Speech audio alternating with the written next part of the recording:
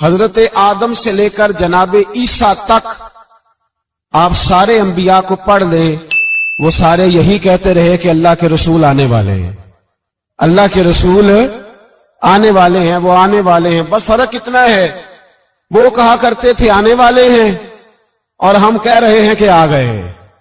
بس ساری امتیں حضور کا ہی ذکر کرتی رہیں۔ وہ کہا کرتے تھے کہ علامہ اسماعیل حقی نے تفسیر روح البیان میں لکھا ہے، امام سیوطی نے الخصائص الکبریٰ میں لکھا ہے، جناب آدم کے انتقال کا وقت آیا تو اپنے بیٹے حضرت شیش کو بلایا اور بلا کر کے فرمانے لگے، شیش میں جا رہا ہوں بیٹے، لیکن یاد رکھنا ساری زندگی یہ کام نہ بھولنا۔ تو حضرت آدم کے صاحبزادے حضرت شیش عرض کرنے لگے، ابا جی وہ کون سا؟ کہنے لگے ہر وقت ہر روز اللہ کے آخری نبی پر درود و سلام پڑھتے رہنا۔ انہوں نے کہا کہ والد گرامی وہ کون ہے؟ تو حضرت آدم کہنے لگے، جب اللہ کریم نے میرے اندر روح پھونکی تھی تو میں نے جنت کے درختوں اور پتوں پر لکھا دیکھا تھا لا الہ الا اللہ محمد رسول اللہ صلی اللہ علیہ وسلم۔ ہر پیغمبر نے، ہر رسول نے، آپ دیکھیے نا حضرت ابراہیم نے کعبہ بنایا۔ اصل بات یہ ہے کہ ہم حضور کے امتی ہیں، ہم اس طرح قدر نہیں کر پاتے جس طرح وہ لوگ آرزویں کرتے تھے۔ حضرت ابراہیم نے کعبہ بنایا، اللہ کا گھر، اللہ کا گھر۔ یہاں جو آدمی اپنے سگے بیٹے کو بھی گھر بنا کے دیتا ہے وہ بھی اپنی بہو کو کہتا ہے میں نے بنا کے دیا، حالانکہ اپنے بیٹے کو دیا ہے۔ وہ بھی پوتوں کو کبھی کبھی بلا کے کہتا ہے تمہارے باپ نے کیا کمایا، میں نے دیا ہے۔ لوگ عادی ہیں، لیکن میرے عزیز حضرت ابراہیم نے اللہ کا گھر بنایا، اور جب بنا رہے تھے تو انداز یہ تھا کہ حضرت اسماعیل پتھر اٹھا کے لاتے تھے اور جناب ابراہیم خانہ کعبہ کی دیواریں بلند فرماتے تھے۔ اس عالم میں جب بنا چکے تو عرض کرنے لگے یا اللہ کعبہ میں نے بنا دیا ہے، اسے آباد کرنے والا رسول بھی عطا فرما دے۔ ربنا وابعث فیہم رسولا، یا اللہ وہ رسول ہمیں عطا فرما جو بڑی شانوں والا ہے۔ سارے انبیاء حضرت سیدنا عیسیٰ علیہ السلام کہ کچھ امتی کہنے لگے عیسیٰ مردے زندہ کر دیتے ہو، کوڑوں کو شفا دے دیتے ہو، اے عیسیٰ آپ کا ہاتھ لگ جائے تو اللہ بڑے سے بڑے برس کے مریض کو بھی شفا دے دیتا ہے، لگتا ہے سب سے زیادہ شان والے آپ ہی ہو۔ تو حضرت عیسیٰ کہنے لگے نہیں، وَمُبَشِّرٍ بِرَسُولٍ يَأْتِي مِن بَعْدِ اسْمُهُ احمد، فرمایا شان والا تو وہ ہے جس کی میں تمہیں خوشخبری دینے آیا ہوں، وہ میرے بعد آئے گا اور اس کا نام احمد ہوگا، وہ اس کی میں تمہیں خوشخبری دینے آیا ہوں۔ میرے بھائی، میرے رسول کریم سید عالم صلی اللہ علیہ وسلم کے بارے میں ہر نبی، ہر پیغمبر، ہر رسول یہ کہتے آئے وہ آنے والے ہیں، اور ہم کیا کہہ رہے ہیں؟ وہ ہم کیا کہہ رہے ہیں؟ فرق اتنا ہے، وہ کہا کرتے تھے آنے والے ہیں، اور ہم کیا کہتے ہیں؟ ہم کہتے ہیں آ گئے ہیں۔ عید میلاد النبی ہے، کیا سہانا نور ہے، دیکھو آ گیا وہ نور والا جس کا سارا ہی نور ہے۔ ہم یہ کہہ رہے ہیں کہ وہ آ گئے، بڑی عزت والا، بڑی شان والا۔ رب کریم بڑے بلند حوصلے والا ہے، وہ کسی کو جتلاتا نہیں کوئی شے دے کے، وہ نہیں جتلاتا، اس کو جو نہیں مانتے انہیں بھی روٹی دیتا ہے۔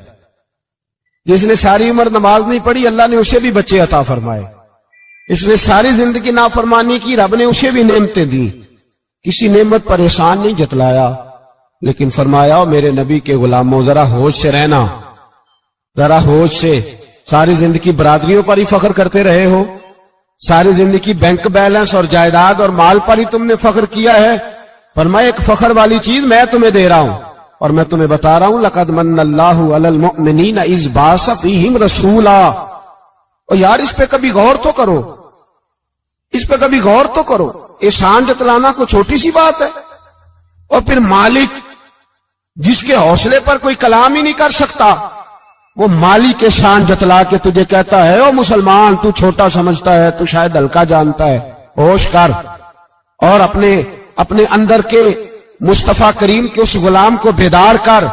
رب فرماتا ہے میں نے تمہارے اوپر بڑا ہی احسان کیا ہے، میں نے بڑا ہی احسان کیا۔ یا اللہ کیا؟ فرمایا اس بعث فیہم رسولا، میں نے تمہیں اپنا شانوں والا رسول عطا کیا ہے۔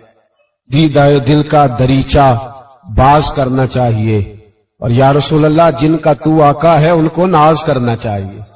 اب تھوڑا مسلمان ہونے پہ بھی فخر کرو، کبھی کوئی پوچھے تو اسے بتایا کرو ہم رسول اللہ کے غلام ہیں، یہ بھی ہماری برادری ہے اور یہ سب سے بڑی برادری.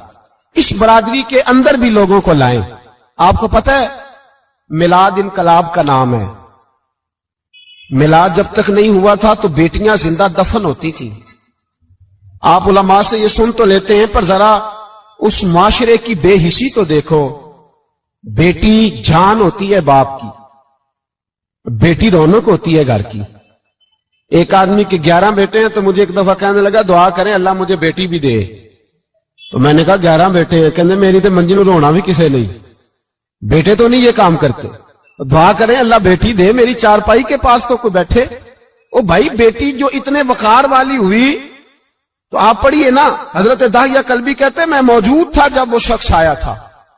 لوگ 12 ربیع الاول کے اس معاملے کو معمولی واقعہ سمجھنے لگے. نہ بھائی ہم تمہیں پیغام دے رہے ہیں, یہ معمولی واقعہ نہیں. حضرت داہیہ کلبی کہتے ہیں اس شخص نے آ کے عرض کی یا رسول اللہ صلی اللہ علیہ وسلم میں نے 100 بچی زندہ دفن کی ہے, زندہ دفن. اور کہتے ہیں میری اپنی بیٹی, میں سفر پہ تھا تجارت پہ تو میرے پیچھے سے میرے گھر میں بیٹی ہو گئی. میری بیوی نے اپنے میکے جا کے چھپا دی. تو میں واپس آیا تو اس نے کہا بچہ ہوا تھا فوت ہو گیا, میں نے دفن کر دیا. جب بچی 4-5 سال کی ہوئی تو مجھے پتا چلا میری بیٹی ہے. کہتے میں اسے لایا اور میں نے اسے کہا میں تیرا باپ ہوں, تجھے تحفہ لے کے دوں گا, کھانا کھلاؤں گا. کہتے ہیں وہ میرے بالوں سے کبھی لپٹتی, کبھی میرے سینے پہ ہاتھ رکھتی, کبھی میرا ماتھا چومتی. پر میں اسے لے گیا اور لے جا کر میں نے گڑھا کھودا اور اس گڑھے میں اس بچی کو جب رکھا, اس نے باہر آنا چاہا تو میں نے اس کے سر پہ ضرب لگائی. جب چوٹ لگائی تو وہ دوبارہ گڑھے میں گری. میرا ویسے وجدان کہتا ہے کہ جب سے میلاد ہو گیا ہے آج کسی باپ کی بیٹی اگر چارپائی سے گر جائے تو شاید وہ ساری رات سو نہ سکے کہ بچی گر گئی ہے میری. کہتے ہیں میں نے چوٹ لگائی سر پہ, خون بہا تو وہ گری, میں نے مٹی ڈالی, وہ ابا جی کہتی رہی. کہتے ہیں جب اس کا وجود چھپ گیا اور اس کے چہرے پر مٹی پڑنے لگی تو اس نے ایک لفظ کہا, وہ لفظ مجھے آپ کے پاس لایا ہے. وہ بیٹی کہنے لگی اے اللہ بتا تیرا رحمت للعالمین نبی کب آئے گا. یا اللہ بڑی بیٹیاں دفن ہو گئیں, بڑی مائیں منڈیوں میں بک گئیں, غریب بڑے لٹ گئے, پریشانیاں بڑی بڑھ گئیں. اللہ بتا نا تو اسے کب بھیجے گا. اب کتنی دیر ہے, اندھیرا بڑا گہرا ہو گیا, اب نہیں جیا جاتا, اب نہیں سہا جاتا, اللہ تو کب بھیجے گا. حضرت داہیہ کلبی کہتے ہیں وہ بتا رہا تھا اور نبی کریم بار بار اپنی چادر کا پلو اٹھاتے تھے اور اپنے آنسو پوچھتے تھے. بار بار چادر کا پلو اٹھاتے تھے اور آنسو پوچھتے تھے, بار بار اٹھاتے تھے آنسو پوچھتے تھے. حضرت داہیہ کلبی کہتے ہیں حضور نے پوچھا تیری جرت کیسے ہوئی, تو حوصلہ کہاں سے لایا. اس نے کہا محبوبہ پتہ نہیں, لیکن قربان جاؤں یا رسول اللہ صلی اللہ علیہ وسلم میں نے آج سویرے آپ کے ایک صحابی کو یہ کہتے سنا ہے کہ وما ارسلناک الا رحمتا للعالمین. تو وہ یہ رحمت للعالمین کے لفظ ہیں یہ تو میں نے اپنی مرتی ہوئی بیٹی سے سنے تھے. تو آج جب میں نے اس کی زبان سے سنے تو میں نے کہا تو انہیں جانتا ہے. کہا جانتا ہوں. کہا مجھے بھی لے چل. تو حضور میں آپ کے دروازے آیا ہوں, رب معاف کر دے گا. تو میرے حبیب نے فرمایا چل پڑھ کلمہ, جو میرا کلمہ پڑھ دے اللہ اس کے سارے گناہ معاف کر دیا کرتا ہے. بھائی غلاموں کے ساتھ ظلم ہو. حضرت بلال حبشی, حضرت بلال کے بارے میں بڑے واقعات ملتے ہیں. ایک واقعہ بڑا منفرد لکھا ہے کتابوں میں. حضرت بلال سے لوگوں نے کہا آپ نبی پاک سے متاثر کیسے ہوئے. تو جناب بلال کہنے لگے میں زیادہ لوگوں کو مکے کے لوگوں کو جانتا ہی نہیں تھا, چونکہ میری ڈیوٹی تھی گھر میں کام کرنے کی اور مجھے سخت سزا ملتی تھی امیہ بن خلف کی طرف سے. بلکہ تحقیق یہ ہے کہ یہ عبداللہ بن جدان کے غلام تھے. امیہ بن خلف نے تو جب انہوں نے کلمہ پڑھا تو پھر خریدا. عبداللہ بن جدان کہنے لگا میں فارغ نہیں, آپ لے لیں, آپ اس کو سزائیں دیں. تو کہتے میں ان کے گھر میں ہوتا تھا تو میں تو زیادہ لوگوں کو جانتا ہی نہیں تھا, کبھی مجھے موقع ہی نہیں ملا تھا باہر نکلنے کا. ہماری غلاموں کی کوئی زندگی نہیں ہوتی تھی. آج تو ہر آدمی کہتا ہے نا میں کچھ چودھری سے لے کے کھاتا ہوں. یہ جو تیرے اندر حوصلہ ہے نا یہ میرے رسول نے تجھے عطا فرمایا ہے, یہ میرے نبی نے تجھے دیا ہے, ورنہ تو غلام بکا کرتے. یہ حوصلہ تجھے رسالت مآب نے دیا. حضرت بلال کہتے ہیں میں ایک دن مجھے بخار چڑھ گیا بڑا تیز، میں لوگوں کو جانتا نہیں تھا. فرماتے مجھے تیز بخار چڑھ گیا تو ٹھنڈ بڑی سخت تھی. میرے مالک نے مجھے کئی کلو جوں دیے پیسنے کو چکی پہ. کہتے میں بیمار تھا تو میں نے کچھ دوائی لی جو اس وقت موجود ہوتی تھی، تو میں نے ایک لحاف لیا، دودھ پیا تو مجھے نیند آ گئی. جب میں سویا تو میرا مالک آ گیا. اس نے آ کر کے مجھے سوئے ہوئے دیکھا تو کھینچ کر کمبل اتارا، رضائی اتاری، لحاف اتارا. کہنے لگا اب تیری سزا یہ ہے کہ تو کھلے میدان میں بیٹھے گا، وہاں چکی پیسے گا، اور دوسری سزا یہ ہے کہ تجھے قمیض پہننے کی بھی اجازت نہیں. حضرت بلال کہتے ہیں تیز بخار، ٹھنڈ کا عالم، اور جب میں چکی پیس رہا تھا تو رو رہا تھا اور میں پوچھ رہا تھا خدایا ہمارے نصیب، اللہ ہمارے مقدر ہے جرم ضعیفی کی سزا مرگ مفاجات. سیدنا بلال حبشی رضی اللہ تعالیٰ عنہ فرماتے ہیں میرے دروازے کے قریب سے رسول پاک گزرے اور مجھے ہائے ہائے کرتے دیکھا تو دستک دی.